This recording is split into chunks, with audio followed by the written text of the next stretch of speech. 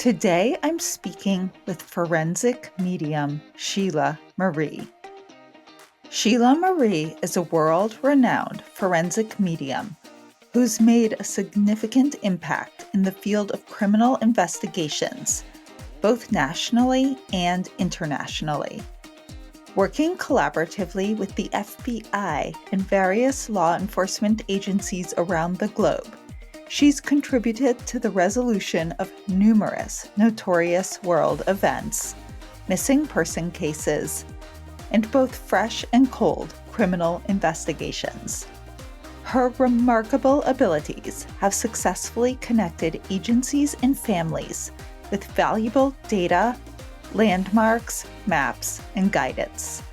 Today, she's credited with resolving over 400 high-profile criminal cases, leaving an indelible mark on the world of forensic investigation. And now, my conversation with Sheila Marie. Hi! So, exciting news. Book number 2, WTF Just Happened, A Sciencey Skeptic Investigates Even More Evidence of an Afterlife and Fights for Justice with Her Dead Dog, is ready. You can get it everywhere, in both ebook and paper. This book essentially picks up where WTF Part 1 left off. I continue to experience a bunch of what the fuckery, and it's a bit different now because I know the mediums pretty well, so I get some actual opinions on what they thought of me when they first met me. I get more crazy signs, and the evidence just keeps accumulating. I keep bugging my dad for that one sign I really, really wanted, and some really crazy stuff happens related to that. I conduct experiments with psychic medium Joe Peretta, and again, bunch of what the fuckery. And in a really weird twist, I get called as a secondary witness to testify in the Harvey Weinstein case, which is a secondary plot. And that results in my dog, Peanut, who is on the other side, and sending me some signs, ends up becoming famous. So if you want to keep hearing about scientific evidence of an afterlife and this really bizarre side story, you can go order my second book in the series. I love getting to say it that now. WTF Just Happens, actually a series. So you can go to my website, and that links to everywhere this book's available. It's available in ebook and print, not yet audiobook. That's not going to be nearly as long as it was for book 1, but it's going to be a few more months. So you can go to my website and order WTF Just Happened, A Sciencey Skeptic Investigates Even More Evidence of an Afterlife and Fights for Justice with Her Dead Dog. Welcome to What the F Just Happened? I'm your host, Liz Enton. If you listened to the intro, you know my story. If not, here's a brief summary. I'm a sciencey skeptic, and when my dad died, I took a shot in the dark and decided to investigate if there was any possible evidence of an afterlife. I assumed that was as realistic as Santa Claus, but I was desperate. However, I was so blown away by what I discovered that I wrote a book and launched this podcast.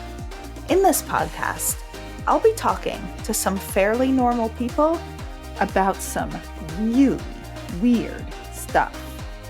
I speak with everyone from psychic mediums and afterlife researchers to ordinary people who've had some inexplicable experiences. So come, listen. There's no need to draw any final conclusions. Keep an open mind and wonder, what the F just happened? Hi. Today I am speaking with forensic medium Sheila Marie. And yeah, forensic medium, really interesting. She works and helps solve cases and has a really fascinating story. So, welcome, Sheila. Do I say Sheila or Sheila Marie? When I speak with you, Sheila Marie, Sheila whatever you Marie. want. It's okay, either or. Whatever Yeah. you want. See your name then. So, welcome, Sheila Marie. It's great to have you on. Thank you very much for having me. I thank you. Well, thank you.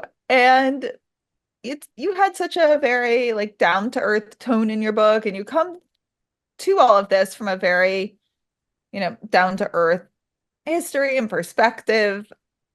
And so I guess why don't you share a little bit about your backstory, your original life before you really tapped into these abilities as a Oh my career? Yeah. gosh. That's what I makes mean, my story so unique, I think, because I'm just like everybody else, you know?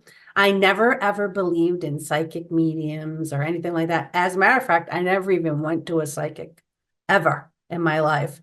And because I was brought up Catholic, and I thought to myself, oh my God, if I go to a psychic, I'm going to go to hell, right? And I don't want to have bad karma in my life and my journey. So I completely stayed away from anything like that. My mom, she used to always call me, oh, she used to say, you're psychic, you're psychic. And I'm like, don't say that to me. That's horrible. I thought it was like, an insult, because we were Roman Catholic, really thick ones, And but yeah, so I guess I always knew that I had a connection. If you read the book that we made, The Forensic Medium, The Power of the Unseen, if you read the book, you'll see a little bit about my life in there and about how I was as a child, this and that. But what I've come to find out is that, um, like, I don't know, how do I say it? What I've come to find out is that we're all able to connect with spirit.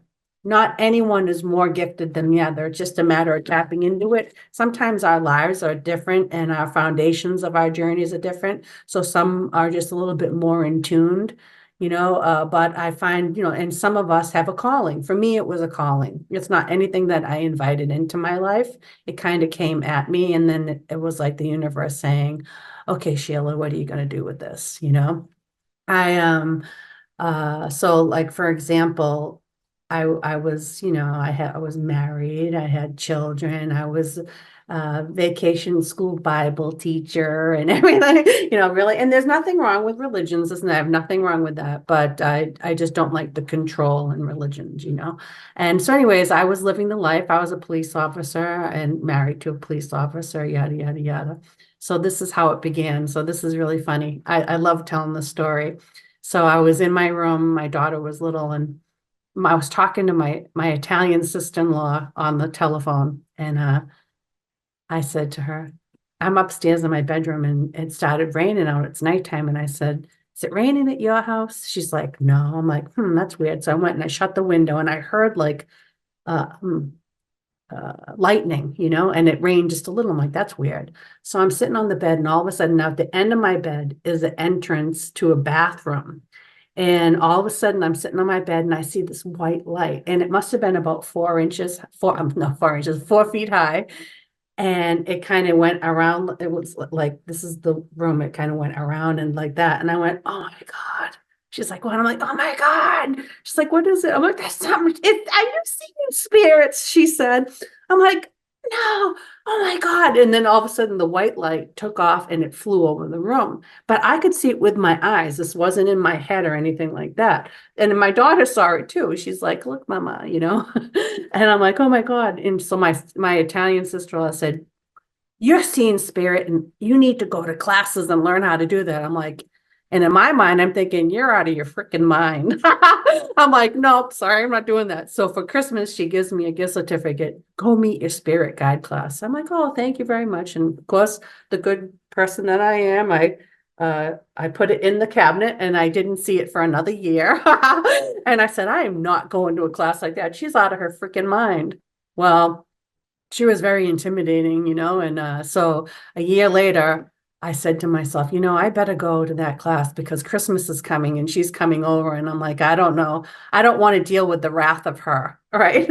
And So I went, and it was a meet your spirit guide class, which is like basically meditations, And so I go in there, and the lady brings us into a meditation, and I said, "Oh my God, I know how to meditate," because when I was a little girl, my dad was a police officer, chief of police, and all that kind of fun stuff, and he was learning hypnosis on the side, but actually it was really mediumship, and what he was doing was he would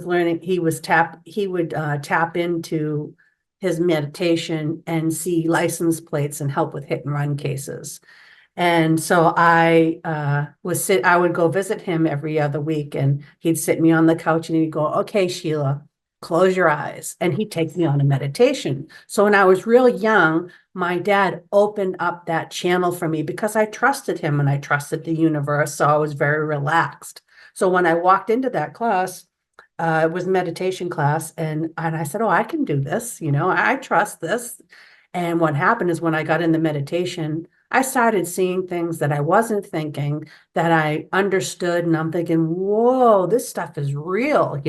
And I'm not some crazy cultic person, or you know what I mean, or evil or anything like that. So this is really cool. And I'm like, so from there, I realized that everyone is able to tap into the universal energies, and people call it different definitions. But I do know that I was a person of light and love, and I'm kind, I'm not evil, I'm not out to hurt people or anything like that. So I said, well, this can't be that bad. And so I started tapping into it and started learning my mediumship and developing it more. And what I found is that I was very developed already. But I think it's because I had been open from when I was a child as well. So my goal, so when I left this class and I came home, this is really funny. This is where it all started, and it ended at the same time too, in a good way. I came home and I said to my husband, "I have to do this." He goes, "What are you going to do?" And I'm like, "I have to do mediumship." And he's like, "What's mediumship?" And I said, like psychic readings. Are like, "Oh, great." And I said to him right in his eyes, I said, "Listen, you can divorce me right now, and it's okay. I totally understand this," because I was the biggest skeptic. I said, "But I have to do this." I said, "If I don't do this and teach people how to connect with the universe, I'm going to die." He's like, "What?" I'm like, that's how strong it was for me. I'm like, I have to do this. I'm sorry, but I have to do this. And that's my marriage ended many years later, but that was the beginning of the end of that, because he was not very open to that, which was fine. And I understood that. And I accept that this is my calling, that I need to teach people how to connect.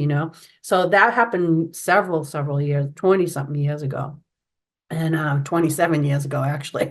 And so I accepted that, and that's how it came. So that happened. So that was the shift for me, how I got into mediumship. It was not anything that I had planted. And then years later, I thought to myself, okay, I need to learn how to do this so I could teach people how to connect. And during that time, I did readings, this and that. And then the next thing I know, people started coming to me, and I'll tell you about my Babe Ruth story later on, but that's how that all happened. And then forensics happened after that. So it was nothing I had planned. And I'm okay with that, because I was, at the time, I was really heavy Catholic. And I said, if Jesus, God, Mary, whoever that is who's ever, doing what they're supposed, if I'm not supposed to see anything, don't let me see. And you know what happened? I saw more.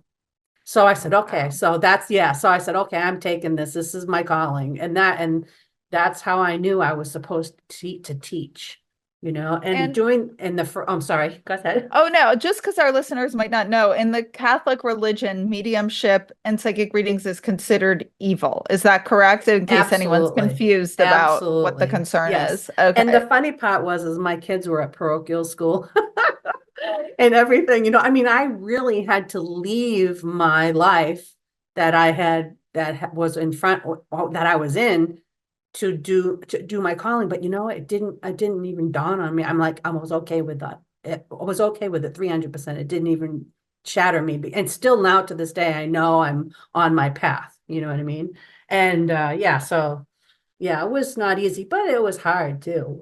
It was some hard, and it still is too, because society's like that. But it's really funny. I was in India last year for 3 months, and they're very accepting because in India I'm a goddess because I'm able to connect with the universe, because that's what they're doing every day in meditation and yogi and all that.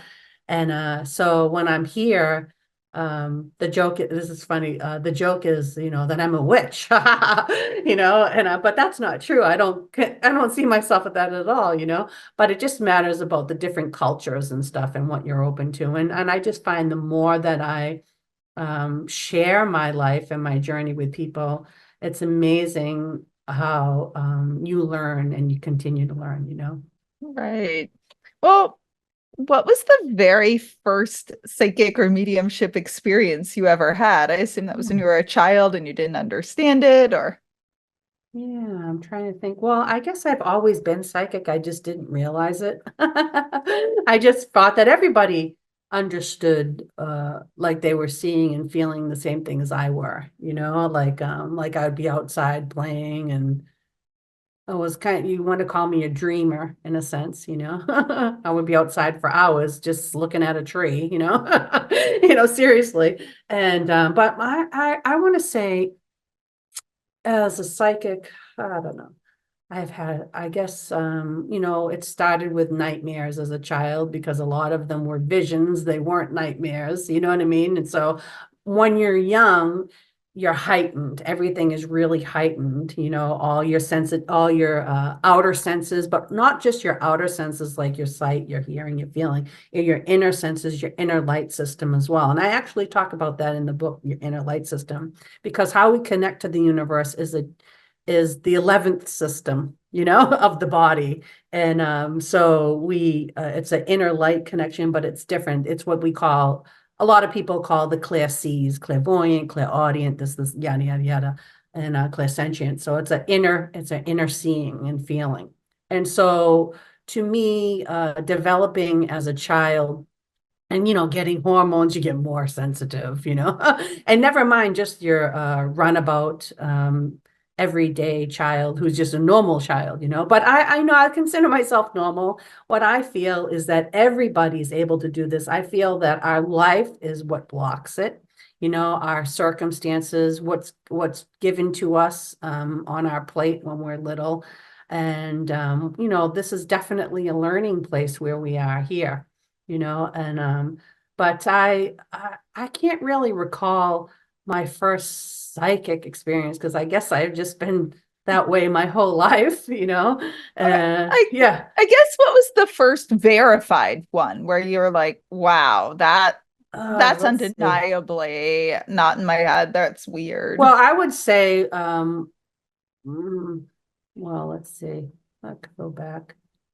Well, it's really interesting. I would say in class, when I started developing my mediumship, when people understand anything that I'm saying, I'm blown away. I'm like, you understand that? You understand? I'm like, I still to this day, I'm like, you understand this person? I'm like, that's crazy. I'm like, I mean, and someone said, don't use the word crazy. I'm like, but it is. I'm just crazy in a fun way, And it's like, wow, I can't believe that you understand what I'm saying. I would say, I've had thousands, of psychic experience, but a couple that have really come out to me, which I'm just amazed about, was, I would say, one of my first experiences with forensics was yeah. So I had this guy, and his name was Kevin. He was my assistant, and he actually, this is part of the Babe Ruth story. Is that okay? Yeah. So I'm trying to think, oh yeah, I remember. So I got a phone call to go into Sudbury, Massachusetts, which is, for people who don't know, it's the historical spot of the beginning of the United States. And so we're going way back in George Washington days and all that, And he says, we'd like you to come out on every Sunday and stand in a field and tell us what you see. I'm like, sure, because this is like in the King Philip Woods, and the revolution happened here. And I said, sure. Oh, that sounds like fun. So on Sunday, and now you have to remember, I didn't tell anybody I was a medium. Not anyone knew I was a medium. I would travel an hour every Sunday to practice my mediumship. Because I lived a double life, because it was really sad. People are still that way still, but it's okay. I figured if they don't come to my house for coffee, then they don't need to be in my life. And right. So I went to, they said, come on out. So I went out there. We did a documentary. I was, being filmed, and I went back like 400 years in my head. And this is kind of really cool. So when I was in fourth grade, I started experiencing really bad nightmares, but my nightmares weren't in my head. They were visions in my room. And I didn't really know how to tell my mom that. I was telling her, I told her, I'll never forget this. I saw George Washington sitting on my bureau. She's like, what? And I'm like, yes. And I go, he wouldn't go away.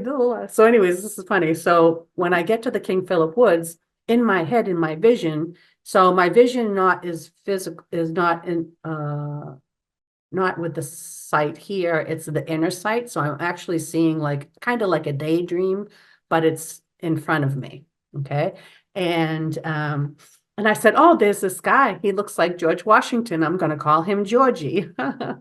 And I said, my God, isn't that really weird how I'm having a connection with George Washington, right?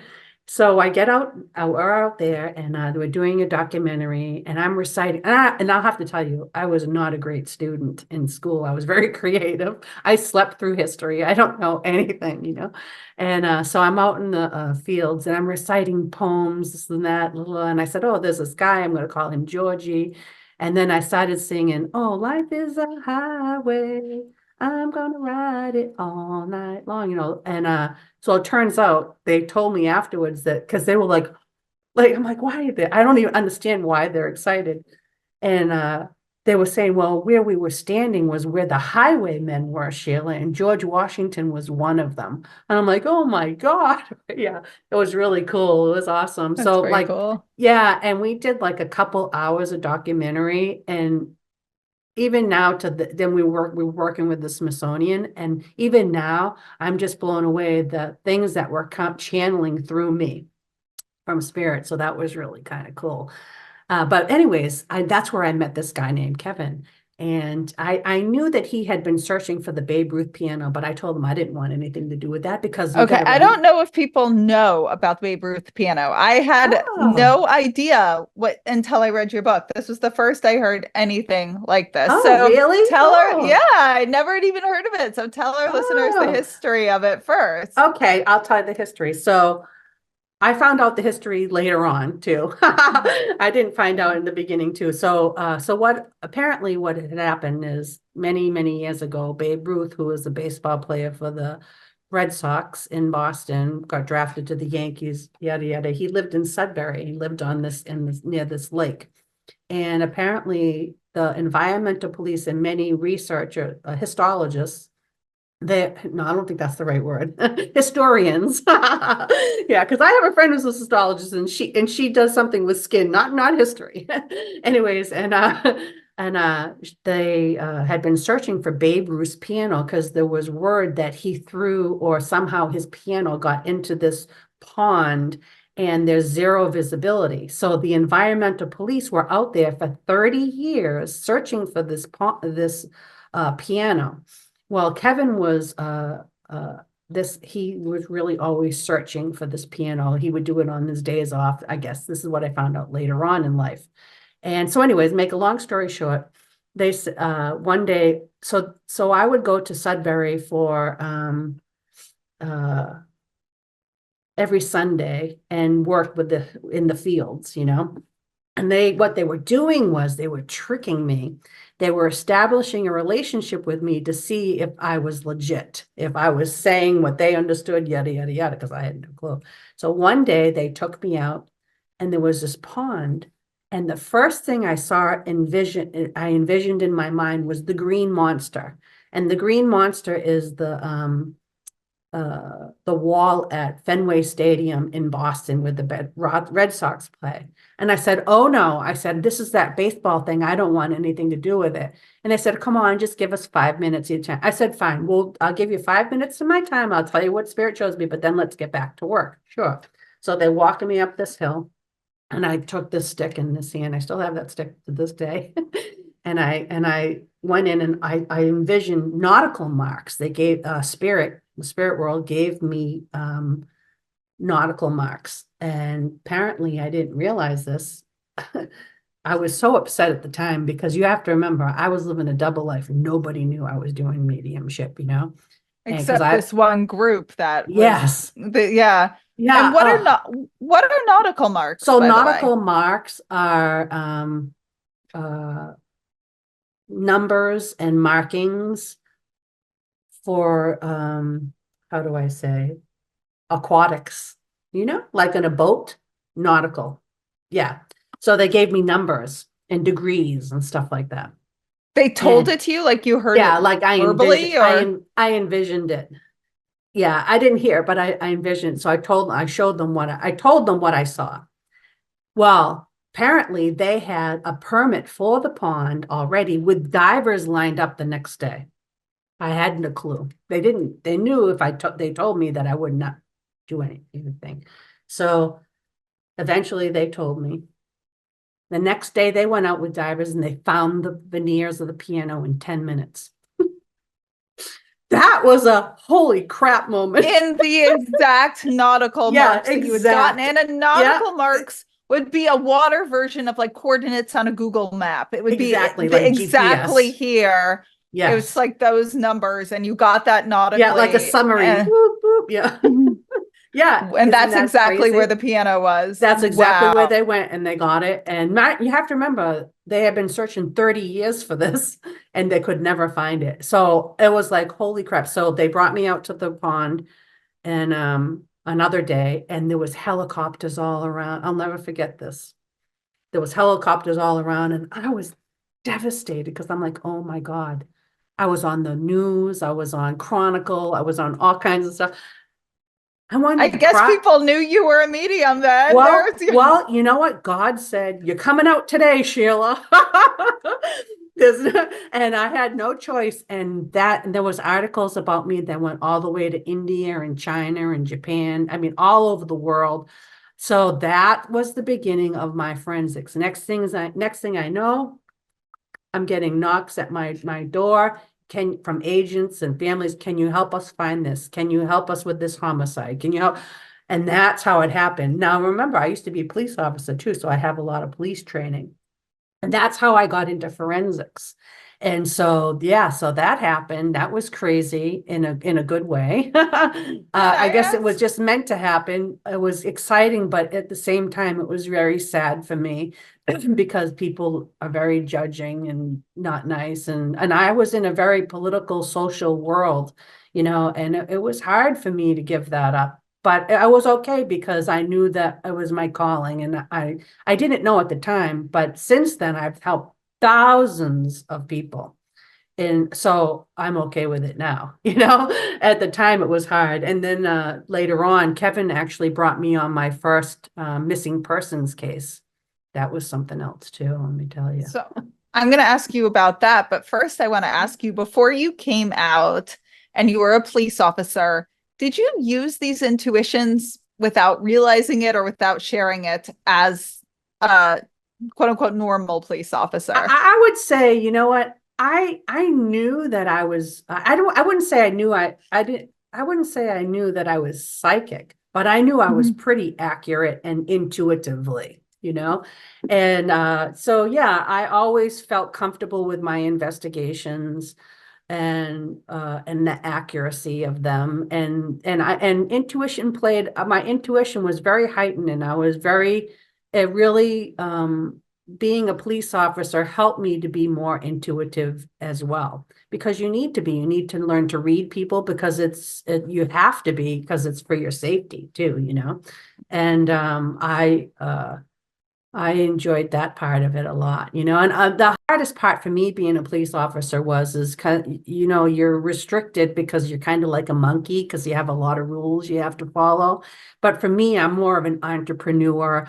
I'm like, okay, I actually owned my own business before I became a police officer. So I owned a cleaning business, and I So for me to have to be in confined spaces and have rules was hard for me because I was an entrepreneur spirit, but it helped me I a lot. relate. Yeah, and it helped me to uh, help other girls. I worked at Wellesley College for many years, and so I was able to help a lot of people, and I enjoyed that part of it. But I was okay. When I had my children, that's when I decided to leave the policing because I wanted to stay home for me, to be a stay-at-home mom, and that's Right. why I left. Yeah, and then Yeah. when I became pregnant, everything got really heightened, all Your my senses. abilities. Yes, and Oh, that was amazing. Yeah. why do you think that is? Just hormone changes I or do. I believe it has to okay. do with hormones. It has to do with energy. I was already heightened. I was always already sensitive as it was. Uh, but I think the hardest part, um, being a psychic and medium and empath is it's hard to harness those emotions and harness that energy because it's so heightened. You would think that someone has high anxiety because of it, but it almost feels like that with everything. And but yeah, I forget what I was saying. Well, I want to back up a little bit because you Sure. also said after finding the Babe Ruth piano and getting the nautical coordinates, Yeah. you then went on your first missing persons case. Tell us how you got brought onto Oh, that and what yes. happened. So Kevin, who is the one who brought me to the historical stuff, was all over me. He was so excited about this because he's thinking he's going to make Who money, is he, by the way? Is he a police officer? Is he a No, no, no. reporter? He I was don't he was understand a who he is. historian in Historian. Sudbury. Okay. Yeah, historian. And so what was I going to say? So he says, "Oh, I got our first case," and I'm like, "What?" And I'm like, at the time, I didn't have a lot of friends in mediumship because I didn't really know anybody. You know what I mean? I mean, I was part of the spiritualist church, this, and that, and I would teach my mediumship there, and that's where basically a whole bunch of mediums hang out and stuff. But I was really a loner and stuff, so. I would do readings. I had my own space, and I'm like, "Okay, Kevin, what do you got?" So I said, "Whatever." He goes, "I'm going to teach you." And I'm like, okay, he's going to teach me. What's he going to teach me? He says, I'm just going to give you a name. And now I want you to know that I had a friend of mine who passed away, who was a police officer. His name was Stu.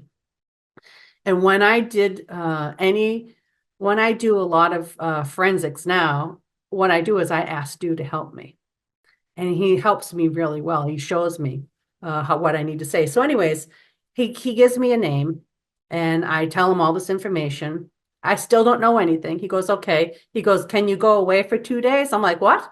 He goes, we got to get in a car and drive. It's far. I'm like, you're kidding me. I'm like, well, I don't know if I can sleep over, but I'll come back, wherever we're going from. He goes, okay. So next day, he goes, meet me tomorrow. And I said, okay. Now I want you to know I can't use any names or states because people are still alive and people are still suspect. So I don't want to not incriminate, that's not the right word. I want to stay safe, you know? So just so you know that. So anyways, make a long story short, I get in the car. He says, okay, which way do we go? I'm like, what? He goes, ask Stu. I'm like, okay. And of course, I'm very new at this. I'm like, okay. So I'm asked Bill, he's like, go north. And he goes, okay, how far do we go north? I'm not kidding you. I drove through I'm not going to tell you the exact how many states. I drove I drove through 3 states. We drove through 3 states and he goes, what number? What number is the interstate? Now you have to remember, Kevin and I had been working. We found the Babe Ruth piano, we did the documentary. So he understood my mediumship and he understood what he needed to ask me without me thinking, so basically what happened is we get to he goes, I want you to know, he goes, we're in the state we need to be and we're in the town we need to be. I said, okay. And now when I'm doing this, I'm writing down on a piece of paper all the markings, all the landmarks, because it's just funneling right out of me.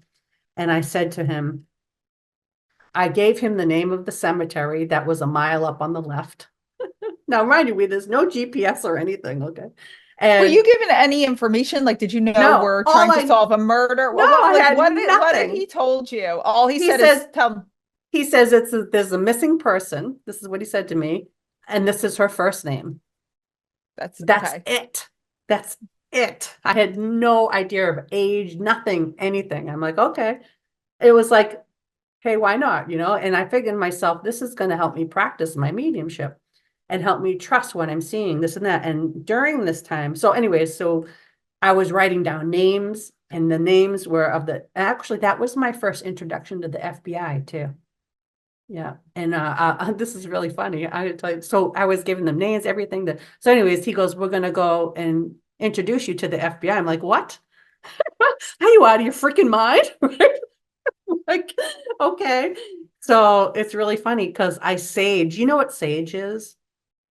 So I saged the inside of the car before we started work Well, and stuff. tell our listeners in case people don't know what saging Okay, is. so sage is an herb. It's a Native American herb. It's actually grown out in the West, like in New Mexico, Arizona, and they're like bushes. But if you burn it, it's very ceremonial. Indians have used it from the beginnings of time.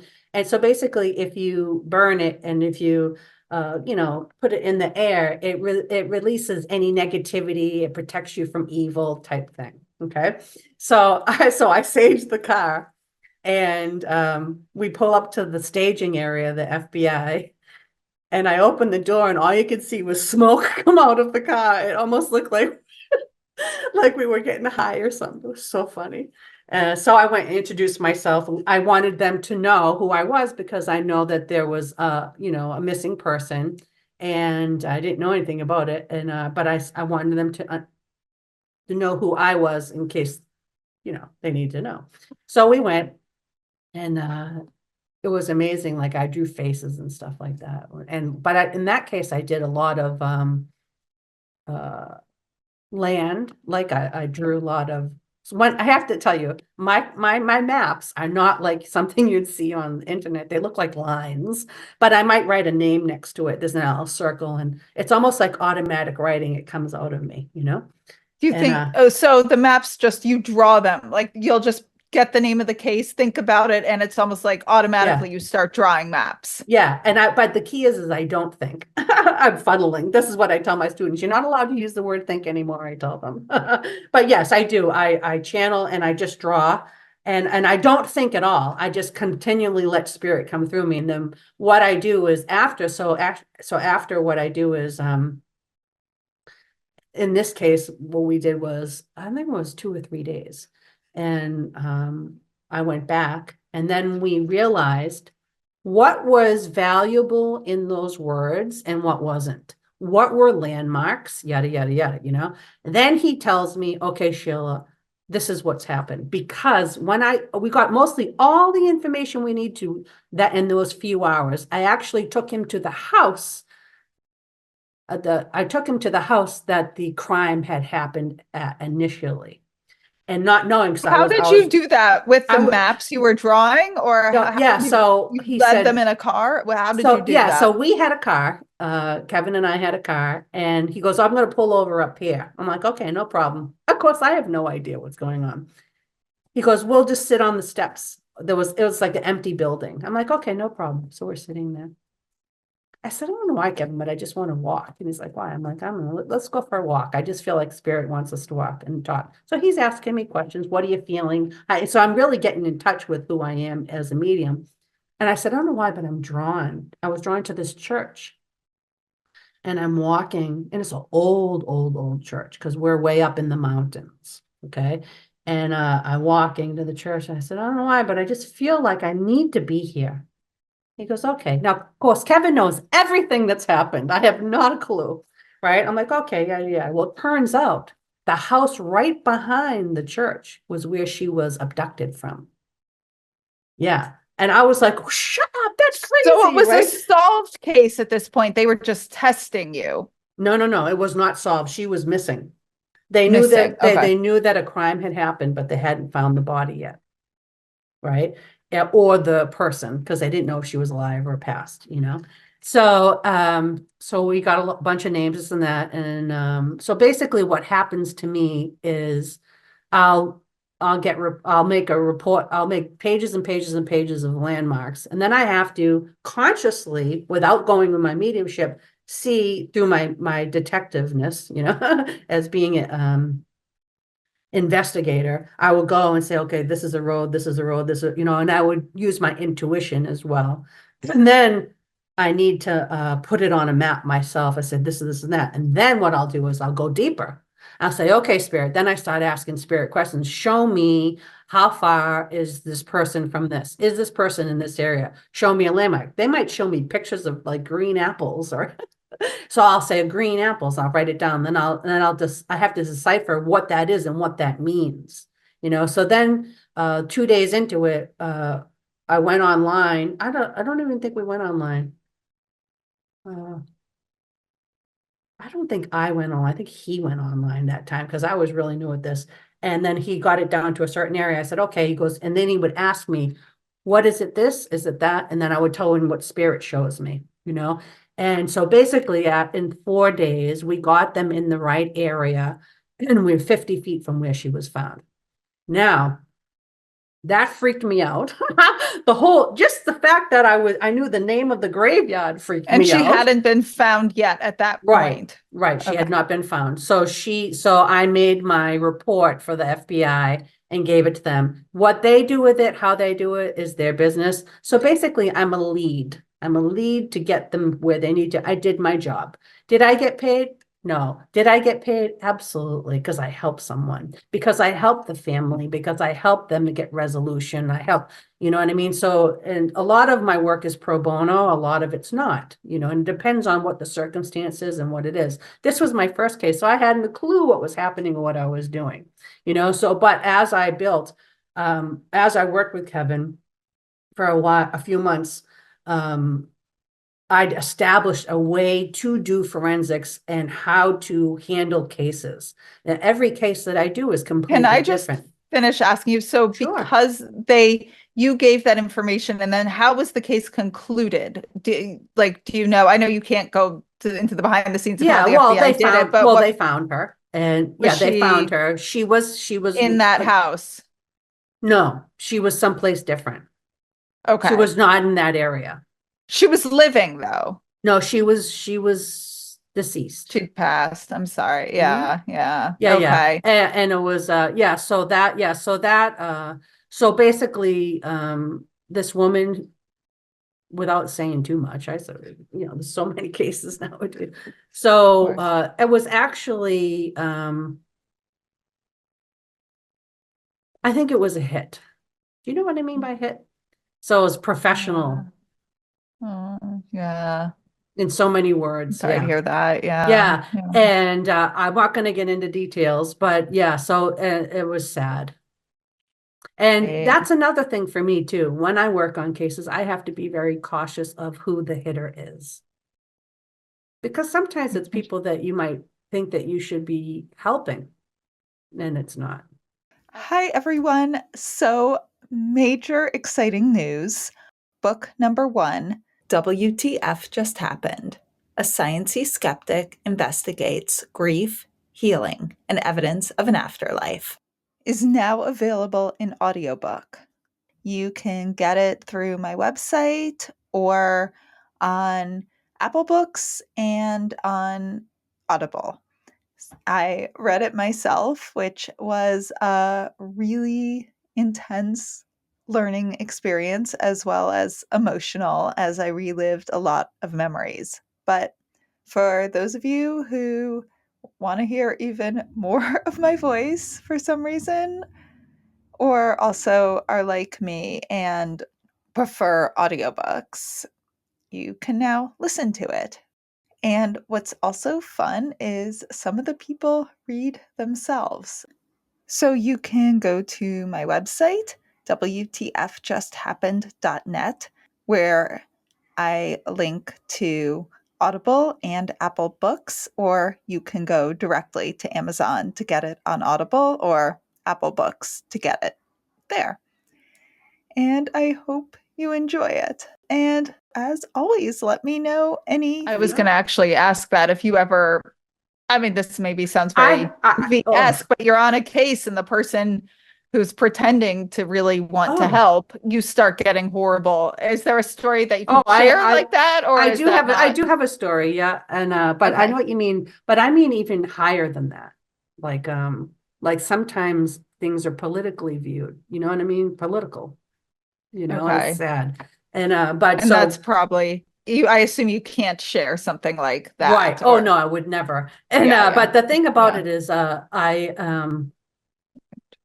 when I do the cases, I realize when I know when the time is to pull out and and run. You know what I mean? And like I give my information, here you go, boom. I don't want to get emotionally involved. I don't want any ties to any cases. I have children. I have my life. I don't. People will say to me, "Oh, you're so cool. You're a forensic medium." I'm like, really? I'm like, because it doesn't feel cool. It's not it's very rewarding. I'm helping people, but it's scary too. You know what I mean? And I'm like, no, I have to, I mean, yeah, I help, you know? I'm sorry, oh yeah, the case. So this is funny. Well, it's not funny. So I was working in I had actually Kevin was still with me then. This is the one that I always go back to the beginning, it never fails. I mean, I've done thousands of cases since then. And I'll have to tell you, every case is different. Not one case is the same at all, ever. Because there's different players, and different scenes. And not everybody, a lot of people think forensics, that's missing persons. I'm like, no, forensics just means data and information, Really, people don't realize that. But anyways, I do a lot of living cases too. And I had this, Kevin said to me, oh, there's a woman coming from San Diego, and we're in Massachusetts. And he says, she's coming with someone. I said, okay, no problem. That's all I'll tell you. And I said, okay. So the deal is that Kevin's going to know all the information. I'm going to know nothing. And just like same how we did then. So he interviews her, this and that. And oh, I have to tell you this. This is really cool. So my friend Stu, I told you about him. He passed. He was a police officer. And when we were on the case, I always hear a lot of music in my head. And the joke was, now Stu, when he was living, he had an eagle tattoo on his shoulder. So when we were on the case that I just told you about, we kept on hearing the song, "When the eagle flies with the dove, love the one you're with." And I said, Stu had an eagle tattoo. I go, I must be the dove. Ha ha ha ha ha. We're laughing, right? When the eagle flies. And so we kept on hearing them. Like for 4 days, we heard that song every other. It was amazing, right? So, anyways, this lady comes, and I'll never forget it. I'm sitting there. Now, remember, you have to understand there's a loss here. This person's looking for someone who we believe is alive, who's missing, right? And she's so it's sensitive. They're upset, and it's hard because I'm not emotionally attached to it at this point. It's just someone I don't know. And so, anyways, the woman comes in, and she comes over to me. She goes, "Oh, sweetheart, please come here." I'm like, okay. She comes in, she holds my hand. She goes, "I just want you to know." She goes, "I was in California a month ago, and I went to a shaman, and the shaman said to me, 'The dove will find your fiance.'" And I just looked at her. I'm like, "What? The dove will find your fiance?" And I'm like, and I roared, started laughing. I felt horrible. And I'm like, "I'm so sorry. I'm so sorry." And Kevin goes, "You're the dove." Oh my God. And now it's hard to remain professional at this point. So how cool is that, right? So, That's but pretty anyway, cool. so make a long story short, during her case, um, she had been missing. And so basically, there was another person that was with her who It was, was her fiance who was missing, yes, correct? and Okay. yes. And there was another persons, I should say, with her. And to me, as a police officer, they were suspect. Because after I told them everything I saw, this and that, and wrote down maps in front of them, that's what I do. Sometimes I work in front of them. And at that point, I wasn't getting a lot of dreams in cases. It was mostly hand-on work, hands-on work. And I have to make sure I get people's licenses, this and that. I have to keep it very professional. They were suspect, the person was suspect. And I'm like, oh shit. And I couldn't tell Kevin, you know what I mean? I'm like, okay, you know, blah, blah, blah, blah. So And I this they was mediumistically you were getting this, or logical police officer, or a both combination? combination. Yeah, I'm like, oh, gotta watch yourself here, you know, because sometimes what happens is it was one of my first experiences where someone was suspect who really had something to do with the case. And because a lot of times suspects will come because they want to see what you'll say. You see, you know what I mean? And it's like a game to them. I'm like, oh, so you really have to protect yourself. I don't want to die tonight because someone doesn't want me around to give out information. You see what I'm saying? It's really scary. And so yeah, so basically that happened. And so basically we ended up finding the person. I actually got that. Oh, that was my first dream, that one. I just remembered this is years ago. And that was the first dream. I'll never forget. I saw this man standing on a cliff. And I heard clear as day in my dream, ravine. And I don't know what a ravine is. I'm from Massachusetts, right? And so I drew a picture and I drew a diagram and maps this, and I asked some questions again the next day. And then I want to say, I don't think it was 4 days. I think it was within 4 weeks we found him and on GPS, this and that, in a ravine, and just like it had happened. So I was like, "Oh, that's just crazy." But it was good that we found him, you know, and it was sad. But yeah, so that every time is different, you know.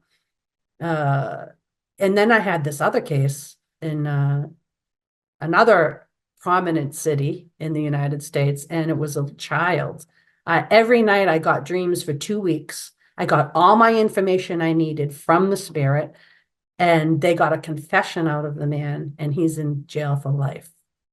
Yeah. Good. So tell me, how did the And dream start? You were just told there was a missing child, and no, I didn't and know that. I didn't know oh, anything. what were you No, told, so and so what the were the fam so dreams? the family came to me and they just say the first name.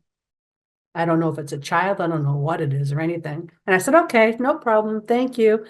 Thank you for the name. And I told her, I said, I got some information. So anyways, this woman, she came in. What's the person's name? I got her license and stuff at first. And then she gives me the name. I said, okay, I'm going to sit down in front of you for an hour and I'm going to draw. And I'm going to just tell you what I see and what I say.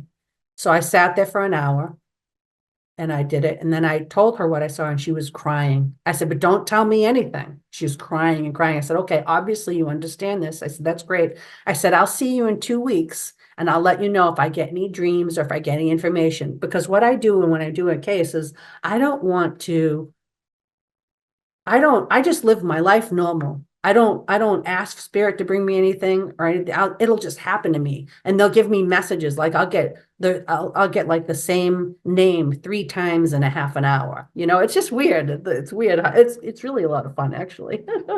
And like I'll get persuaded and people will come up to me and say certain things. I'm like, oh wow. It's almost like I'm watching a movie, you know? And it's kind of really cool. And that part is really cool, I think. But anyways, I'll never forget it. So now you have to remember I'm married and my husband does not believe, not that he doesn't believe, he's just a very close person, doesn't agree with mediumship and all that, you know? So for 2 weeks, every night I would wake up screaming and he would wake up. You're having one of those dreams again, wake up. So he knows something's going on. I'm drawing all my information. I'm getting all the data. I'm watching this child show me uh, different parts of a city. I saw the perpetrator visually, exact how they looked. I still to this day I can still remember everything. Okay, and it's kind of really cool. And so and I heard in my dreams really clear. Like so when I get in my if I'm having a dream, it's almost like football lights turn on and I'm like watching it and it's just amazing. And that's how I know it's a calling because I'm not asking for dreams. That's how I know I'm supposed to do what I'm supposed to do. You know what I mean? Because they're helping me. And yeah, so basically I gave them all the information and they showed me a lineup of 3 people. And they said, we think it's him. I said, no, it's this one, 300%. 300% without a doubt. I saw visually, I'm telling you, and it's just like the drawing I drew. So sure enough, they got a confession out of him and he's in jail time for the rest of his life. But the problem is I can't really tell anybody, and nor do I want to, because he's still alive and he's suspect. You don't know who he's connected to, you know what I mean? So it's terrifying in that sense. But at the same time, I'm glad that they have closure. The family has closure because their case was over 30 years old. It was a cold case. Wow. Yeah. Wow. Yeah, it was amazing. But I can still see every day. And I'll never forget after those 2 weeks that I said to myself, God, please don't get me have a dream tonight. I want to be able to sleep, and then during a case, I'm really heightened. I like can't even stay focused. Like I'm only focused on the case, and Right. but at the end, like about maybe like a week or so later, I'll be like emotional because I'm like, oh, all the emotions come out, because it's sad. Because then I connect with the family. I'm like, oh my God, it's not a movie, it's not TV. This is real shit. Pardon my French, and it's Mhm. scary, and sad. But I'm like, okay, just move on. Don't think about it. Just allow. And I don't ever search for my cases. I ask the universe. I ask my guides to bring me who I'm supposed to help, and that's how I work. And I'll know if I'm supposed to or not. You know what I mean? And I've worked on many cases outside the United States too, and it doesn't matter where I am. I don't have to be there because Spirit's going to show me what I need. You know, which Yeah. I like because going there was kind of scary because when you're walking into energy is, especially where there's a murder or a crime. I'll never forget it. I got out of that car when I was with Kevin that time, and I said, I can taste death. It was like walking into a nightmare. I didn't like that. So everyone's like, that's really cool. I'm like, well, yes and no, you know what I mean? It's nice to help people, but at the same time, it's real. Right. It's real. And I mean, at least my stereotypical type of FBI agents and police officers is that they wouldn't believe any of this, but they work frequently with psychic mediums. They just keep it secret. Is that correct? Well, I want to say they don't keep it secret. So this is what happens. I don't know why we're talking about a lot of missing persons cases today, but I don't work on a lot of missing persons, just so you know. I work on a lot of homicides and information, stuff like that, big crime. Anyways, but I'll tell you this much. So I had another time I worked on another case, and I actually, because I was a police officer in the state of Massachusetts, I have a lot of connections in the police, so people know who I am. So what happened, but for what I find in just in law in general is, for me, spiritually, everybody has a calling. So when there's a missing person, let the police do their job. Let them do it. Let them find it. So anyways, most of the times I do cases, it's not near my town of where my studio is. Okay. There was just one time it was. And I said, oh shit, it's pardon my French. I said, oh, I It's fine. said, My podcast is called What the Fuck Just Happened. Don't worry oh, about oh shit then. No, I'm just kidding.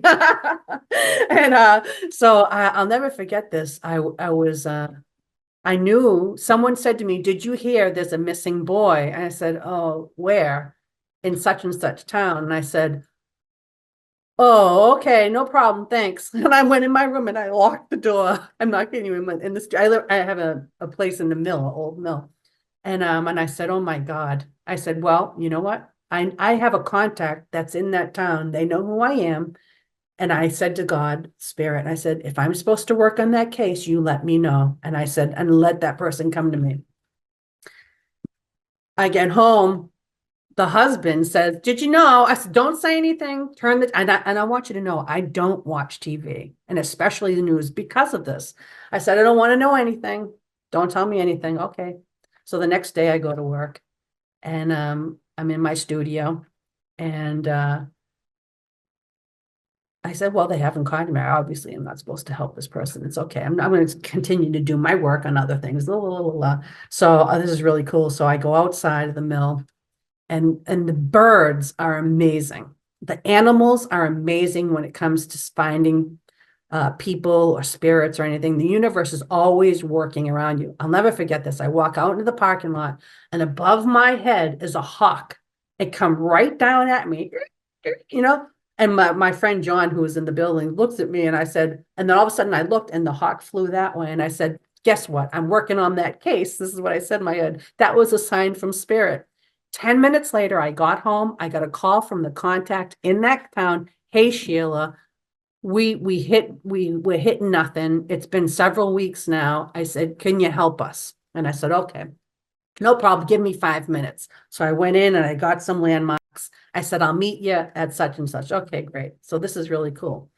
And so I said, I'll meet you in half an hour. Okay. So I drive and I said, okay, I don't know. I was looking for a golf course, and I pulled up, and there's all these guys like dressed in gear, hiking gear and stuff. And I pulled up. I said, hey, can you tell me where the golf course is? And well, the guy who was ahead of it was the guy I was looking for. And he goes, hey, Sheila. I'm like, oh, he goes, okay, guys, keep going. He goes, I'll hop in the car with you. I'm like, oh, great. This is great. So that just happened.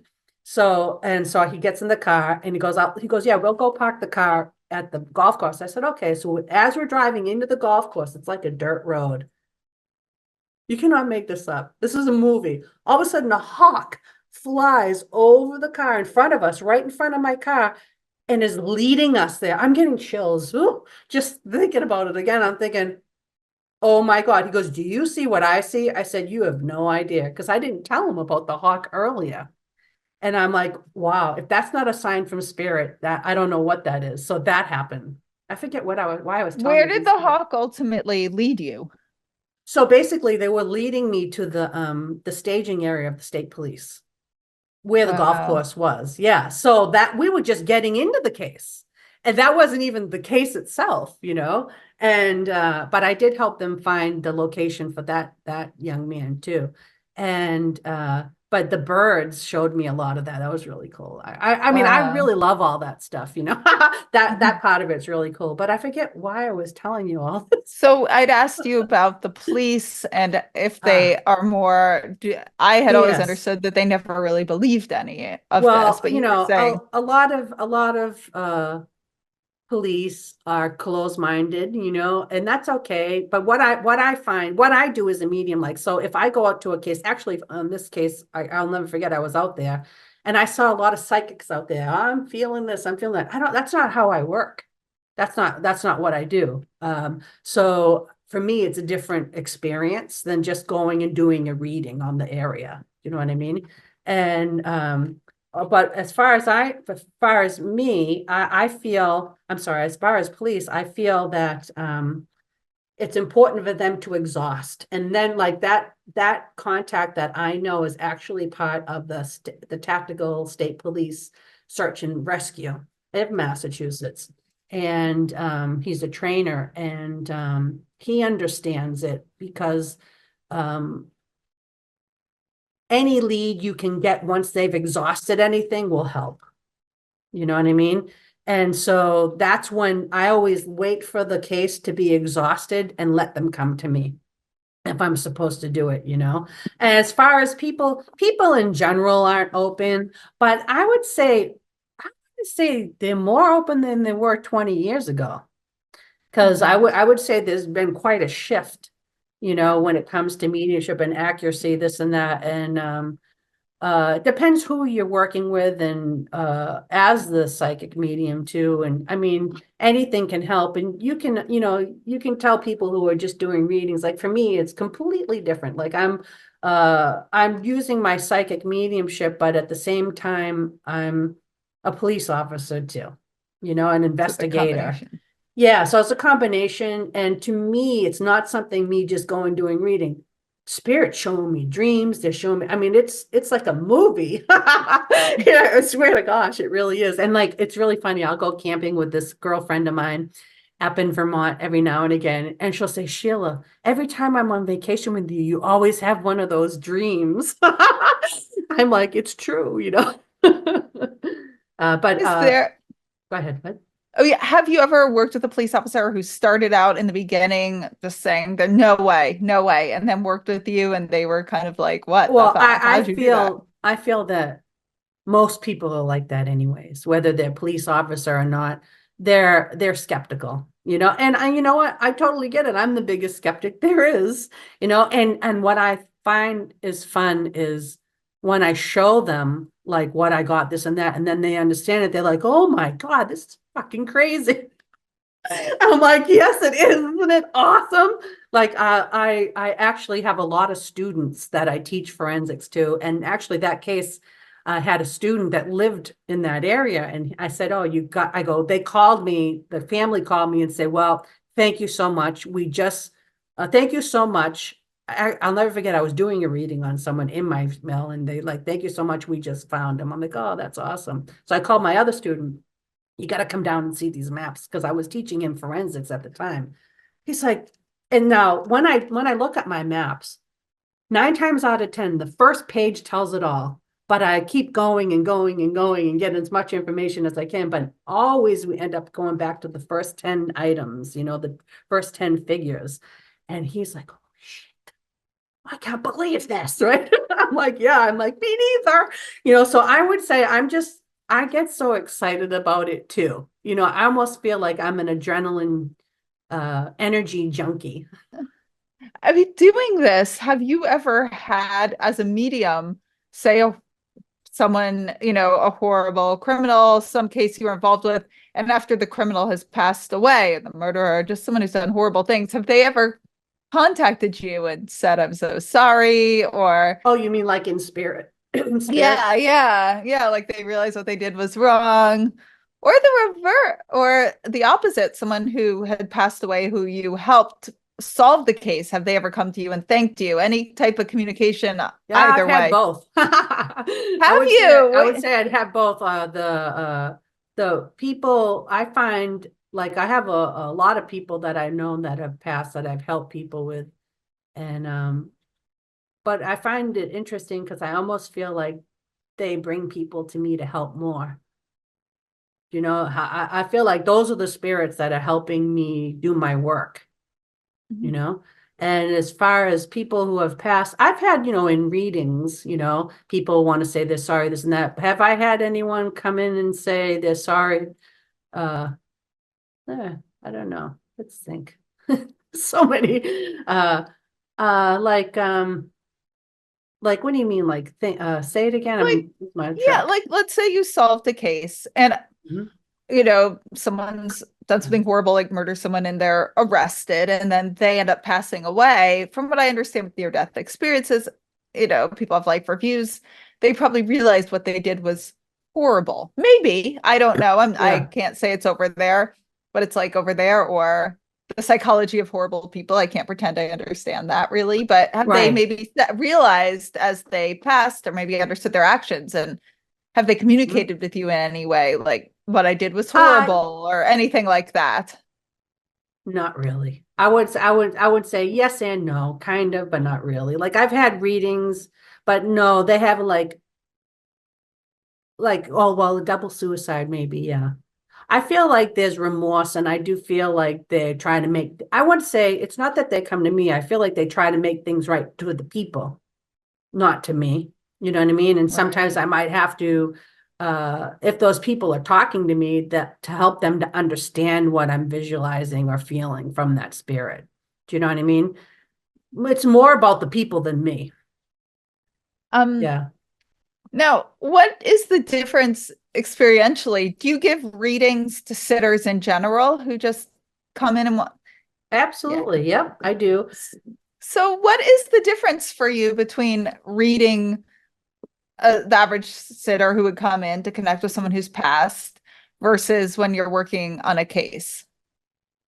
Well, there's a big difference. It's really funny because I almost feel like it's not that I'm a different medium, but it is a different focus. Like when I do readings one-on-one, I'm more relaxed, I'm knowing that they're accepting of me because they want to hear from spirit, which is wonderful. You know what I mean? And so I can relax and tell them what I'm seeing, give them messages. That's a nice, relaxing way to do it. And then if we need more information, I just ask more questions, which is a lot about forensics, which I enjoy. I love doing that for people. Like ask me a question, I'll tell you what they show me. Because I love doing that. Like when I do my psychic readings, I'll do half of the time with cards and half of the time with questions, just so I can practice my forensics. And but when I do the forensics, I would say I become more professional. And even though I'm using my mediumship, I'm more focused. I don't allow anyone to interfere with that either. It's totally different. But it's all encompassing, and it's much wider, because I'm using my outer senses, my inner senses, everything that's happening in my life, everything that's happening in my dreams. My whole life is encompassed in it. And it's pretty cool. Yeah. And in a sense where I can't doubt at all. Not one thing to doubt. I cannot doubt anything that I say or see or feel or anything. I just have to use it as information. And yeah. And then one thing you said, I'd love an example. You said you'll have people ask questions or like be like, tell me the card. Like, what's a really mind-blowing evidential experience you had with that? With some question, if you can share. I don't know if some of these are personal. You mean with questions for like in a regular reading or an Yeah, investigation? or just, I guess either. You know what? I will actually rephrase this question. What would you say is the most evidential, like biggest what the fuck experience that you've had with all of this? I want to say every time I do it is what the fuck. Okay. No, seriously. I'm like, you understand that? That's crazy. I mean, and it's, I want to say, I know what you're saying. You're looking for the big one. The biggest one is, I want to say, to me, they're all big, because when someone understands what I'm saying, that's just crazy. I guess examples would be, well, there's different levels of it. So like, if I'm in a reading, like say for instance, I'll use this lady. I've said it before to my students, and I say it all the time. Like, okay, so there's a spirit. She's showing me mats, all different kinds of mats everywhere, different colors, red. Turns out her son's name is Matt. You know what I mean? So, but that to me is like, it's on a lower level. It's still great and it's still confirmation, but to me, it's almost on a lower level of more than when I'm in the field of investigation. Because when I understand, like, let's say, Peacock or something, I'm just using something as example, Peacock Avenue, and turns out it has nothing to do with the Peacock Avenue. There's a peacock on the road. Oh, actually, yeah, like that happened one time. I wrote down, this is really cool. I wrote down writings, and all of a sudden I wrote turkey, and I wrote this and that, red, blah, blah, blah, blah. Well, it turns out where I was standing 3 feet from us was a wild turkey walking towards us. Follow the turkey. I'm like, but what I thought was really cool was I wrote that map 2 days ago. So that's precognitive. I get a lot of things precognitive You've before it drawn a happens. turkey in the map, or you wrote the word turkey. You were drawing the map of where you were going to go, and you wrote you wrote the word turkey, and then you went a few days later and saw the turkey while Yes. you were there. Got it. Yes. So Wow. I would say a lot of the things that are really cool to me are precognitive things. I get a lot of precognitive. So it happens before it happens. So then I have the question of, well, what is the universe? Does the universe already know things are going to happen? How do they know how to do that? Did they stop time? Did they put the turkey there on purpose to help me? Or what? You know what I mean? Things like that are like, wow. Right. Well, I mean, that's just, yeah, those are the questions Yeah. I wonder too. Yeah. I don't think we have specific answers yet. Yeah, I do a lot of mentorship. Like I teach a lot of students individually. I do a half a year program and a year program.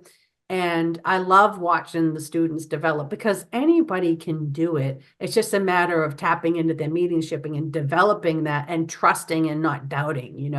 And so, yeah, so it's really cool. I don't know why I'm telling you this stuff. Oh, no, I'm glad you're telling it. I think our Oh, listeners good. will like hearing it. And also, so I'm very, very science minded. It was Oh, science that got me down, well, a grief, but science got me down this road, but sure. science was the first thing that led me into possibilities. And one thing Of course. I want to ask you a few questions because you touch upon that in your book too. First of all, string theory. That I am absolutely obsessed with string theory. I I can read love string about it, theory. talk about it, think about it all the time. So So tell you're us, gonna love my story then. yes, tell us about Are you string ready? theory and This how is it how I ties got in. Let's introduced to go. string theory. I love science too. I'm wicked into the stars, the planets, always have been. I just think it's really cool. And, you know, we live in space and people forget this, right? We live on a planet. They forget this. Okay.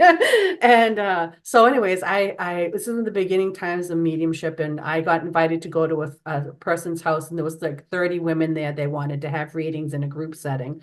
And I was a little nervous because I'm not used to standing in front of people and and showing them, you know, who I am instead of pretending that I'm not a medium. You know what I mean? And living that double life thing. And so anyways, I'm standing there and the lights were dim. And there was about 30 women, and then all of a sudden I was like this, looking like this. And the lady goes to me, "Are you okay, Sheila?" I'm like, "Yeah, I'm okay." Well, what I was seeing was above the people's heads, I was seeing visually shadows of shapes and like triangles and circles and all kinds, and but it was like moving like a triangle. I'm like, and what? And there were different colors, like all pastels. And I'm like, and what the hell? And then it went away. I'm like, well, okay. All right, that's weird. Never had that experience before. Because I find the more you do mediumship, the more you see. Okay. I'm like, okay, this is what it is. Couldn't understand it. Did the readings, got over it. Well, the next day, I'm on the couch drinking my water, filling up from the night before, because everything is energy. I'm constantly drinking water before, during, and after, you know, because that's how I connect with the universe, through the energy. So all of a sudden, I'm watching PBS on television. It's a educational program. And all of a sudden they started talking about the string theory, and there were those shapes on the string theory. So mind you, my husband he's upstairs sleeping. He was a cop. I went, "Oh my God, that's..." And he's like, "Is everything okay?" I'm like, "That's it." And I couldn't tell him what I had seen because he's thinking I'm freaking crazy anyways. And I'm thinking, "Oh my God, this is it. This is why I saw string theory. There's a connection here, the energy." And so yeah, so that's what was my And introduction to do you string want to theory. tell the listeners from your what string theory is? Or You can if you want. I mean, okay, basically, I'll edit yeah. it in. Yeah, Yeah, go it's ahead. Yeah. basically a theory that our universe, there's, as best as I can explain, multiple dimensions. It's either, I think one theory, I'll have to check myself on this, but one, I believe one of the theories has 7 dimensions and the other 11 dimensions. And it's that the source of these dimensions are essentially little kind of types of vibrating strings. And Right. this isn't like a woo theory at all. It's like physics, Real. Yeah. yeah, serious physics and scientists, where probably most of them don't even believe the stuff we're talking about, like hardcore Yeah. scientists. So it's fascinating, but Yeah. yeah. And I And find, oh, sorry, go ahead. oh yeah, no, I was also going to say you also tied in quantum physics to survival of consciousness, and that it's interesting because I came to all this the reverse of you. I was getting hope of afterlife first from things like string theory and quantum physics. Oh, Then wow. I started to find, so it was kind of the reverse. So tell us how I you have see to, quantum physics I ties have to in. tell you, now that you're saying all this, I say, there was one thing I always remembered in the beginning of my mediumship. And I'm one for believing is seeing. Seeing is believing, right? So if I'm not able to see, because of my experiencing, understanding when I'm thinking and when I'm not thinking, and I'm seeing something, well, guess what? I'm a believer, right? So when I'm seeing a vision of anything to do with my mediumship, whether it be readings or investigations, and the people understand it, that makes me a believer. That's what hooked me, that what keeps me hooked. And as far as quantum physics, everything is vibration, everything is frequency in the universe. And everything we do, the psychic cloud is what I want to call it, Akashic records, which is ether. Everything is energy, and we have an imprint. Everything we do is an imprint. So like if I go to a scene of a crime, I'm able to read the vibrations, the energy. Is spirit showing me? Well, what is spirit? People say, well, I'm not dead, so I'm not spirit. Well, no, no, no, no, no. We're spiritual beings, and these bodies are just our astronaut suits. You don't die and become a spirit. We're already spiritual. And spirit meaning frequency and energy.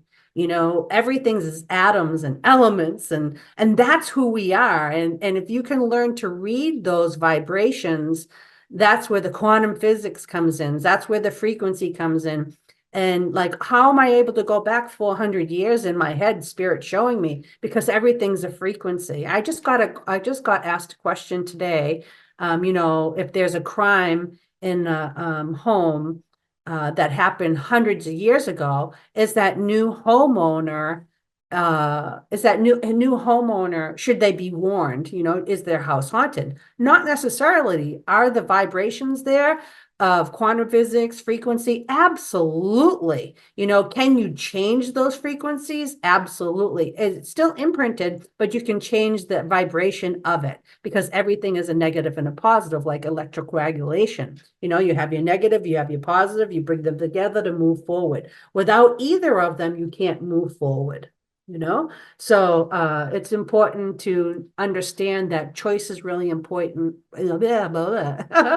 Choice is really important, and we can change the frequency around us because it's vibrational. Reiki, energy healing. When say here's someone and here's another person, that one is red and one is white, they come together and they make the color pink. You see? So we're changing that frequency.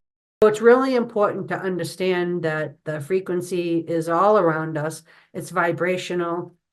Do we understand it? I'm not so sure I think that we do understand it infinitely in our higher consciousness, but our human person here in this planet is confined because we've been socialized to block it, And I mean, we're going on over an hour. So if Oh, you have wow. yeah, so I can just ask you one or two final questions. Sure.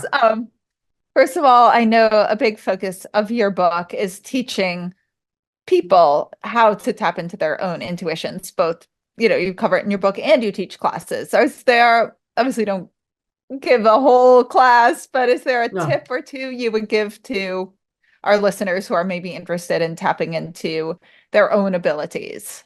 Yes, absolutely. A lot of people come to me and say, well, I can't do that. And I said, no, that's wrong. That's where you're wrong. First of all, the energy is we're all energy, we're all frequency. We can tap into our intuition, which is part of our connection. We're all connected to the universe, whether we like it or not. It's just who we are as beings. It's part of our nature.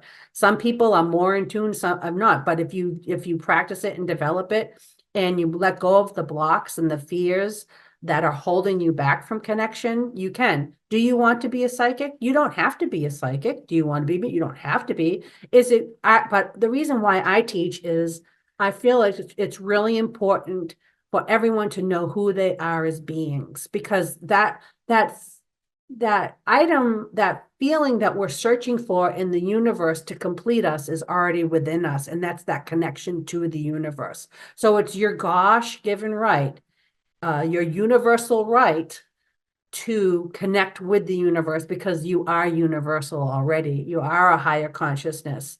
You are energy, and it's so, so important. And you can remember our life here is only one dream. Remember, we live in space, people. This is what I try to tell. We live in space. We're on a planet. We are those beings of light already, and as far as can you connect? Yes. As for me as a teacher, I will get you to be the best that you can be intuitively and connective wise, because I want to see you grow. I want to see you learn. And I want you to be the best being that you can be while you're here, and infinitely as you go on as well. So that's why I do that. I don't know if Wonderful. I answered your And question. you did. Okay, good. Are there any other questions I haven't asked you or any other No, I stories you'd think like you to covered a share lot. before? Wonderful. Yeah, so So thank you so much great. for having me. Well, thank you. And Yes. let us know, where can our listeners find you and follow Ah, you? And okay. So for the book, you can go on my website at sheilamariemedium.com. I also have a list of my classes there, my mentorship, or you can email me, or you can go to the book site at forensicmedium.com, and also sells on Amazon to paperback or ebook. And yeah, so I'm always available. So, and I do online classes during the week, but we also do actually I have videos coming out to sell. So that will be nice to connect, to learn how to connect, and a retreat coming as well too. So that'll be good. wonderful. Thank Yes. you So so thank you much. so much for Hey, having me. everyone. I'm really excited to let you know about the science and spirituality salons I'm now hosting. During these intimate events, a scientifically verified psychic medium will give all of you readings, and I will give a talk on the science and evidence that changed my mind about an afterlife. This will also be an amazing opportunity to get to meet some of you in person or virtually, and to share more about all the science and data that transformed my worldview and got me through my worst days. These can be hosted in your home, in a nearby cafe with a private room, or they can even be virtual. I've hosted a few already, and they were really special, fascinating, emotional, evidential. So if you're interested in getting a small group together over dinner, brunch, drinks, coffee, to learn more about the science and to get evidential medium readings, send me an email at hello@wtfjusthappened.net and put science and spirituality in the title. To get more information on what the fuck just happened, go to wtfjusthappened.net. There, you can order my book, WTF Just Happened, A Sciencey Skeptic Explores Grief, Healing, and Evidence of an Afterlife. You can learn all about how I came to conclude that there most likely is an afterlife, but you can also learn about the early stages of my grief and the amazing, fascinating people I met along the way. You can read about how much I harassed the mediums and scientists trying to get evidence to see if the mediums were cheating and see if what everyone was saying actually was true. You can also subscribe to our newsletter to stay updated on any new developments and any interesting new what the fuck updates. So if you enjoyed this episode, please rate and review us wherever you get your podcasts. It makes such a difference, especially for a new podcast like this one. And if any of you have had a crazy what the fuck yourself, have any questions, feedback, or just want to say hey, reach out on either Instagram at WTF_just_happened_, or email me at hello@wtfjusthappened.net. I love hearing from all of you. It makes my day hearing your stories and questions and feedback and all of it.